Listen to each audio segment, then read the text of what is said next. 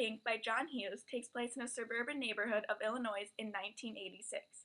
The stunning cast of Molly Ringwald, Andrew McCarthy, and John Cryer make for a classic tale of teenage romance. Andy, a working girl, falls for a wealthy guy, Blaine. They try to ignore their difference in social classes, but his friends make reality clear. He's rich and she's not. They can never work. Ducky, who is in love with Andy, is the hero of the movie, who continuously tries to prove his love to her in a twisted tale of friendship, hurt, and the hardships of love. Interestingly, although this film setting was in a suburb of Chicago, much of the filming took place in California. Andy's house was actually a private residence in which the directors of the movie asked the owner for use of the house, and Trax, where Andy worked, is now a local bar in Santa Monica. Also, the high school the cast attends is the same school as seen in the popular movie Grease. New Wavers is the term used to describe guys in the 1980s who cared more about music than sports and money, which were the ideas that the Reagan era set forth to be most important.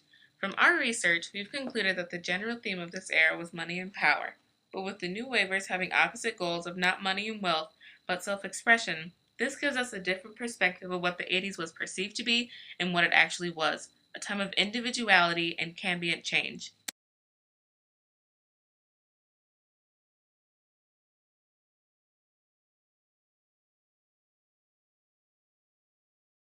In contrast to the wholesome family values instituted by the Reagan era, there was a small percentage of Americans with single-parent families. 2% of families contained one parent, single fathers. Although that's a small amount, it began progressing by the end of the 1980s. The movie portrayed the parenting style to be permissive, meaning they love their children, but they really don't care what they do. In the movie, the teenage high school students seemed to have wild and out-of-control parties, and where were their parents? Not at home. Scholars would say this style was detrimental to the well-being of the children, but the children didn't seem to mind and lived up the easy life. The Reagan era was also a time of prosperity and happiness for some. While some Americans rose to the top, some stayed in the gutter, and as shown by Pretty in Pink, this is what separated people. In a society where money made you who you are, if you didn't have it, you were looked at as nothing and as an embarrassment to be seen with, as best shown in this scene.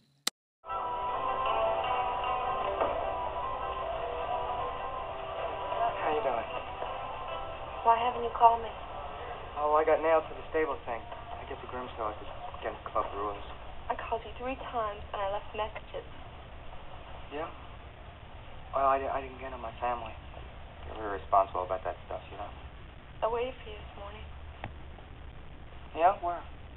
Parking lot. I saw you and I thought that you saw me.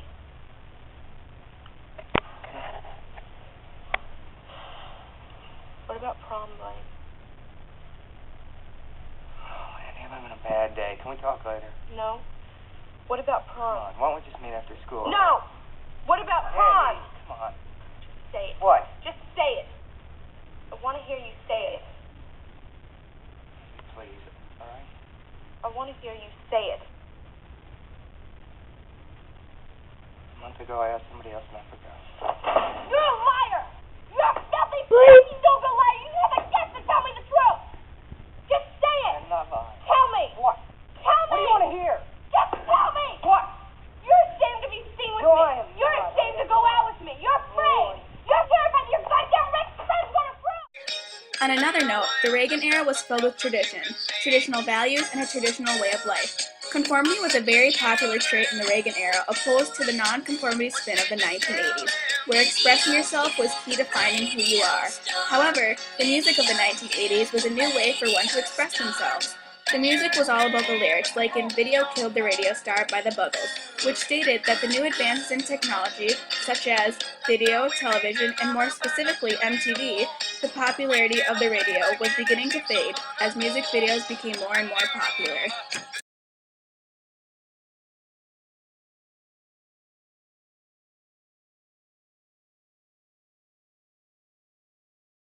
During the Reagan era, the country was in a time of change and growth. Education standards were low before him, and as more freshmen in college were entering a business major, it was time for a new education format. As said in Pretty in Pink, Andy was getting a top-notch education. So basically, the 80s being the Reagan era, the standard for learning was higher than it had been, and more people were willing and wanting to learn. Rather than implant socialism. In his first act as president, Mr. Roosevelt enacted the Emergency Banking Act, we refused to consider nationalization.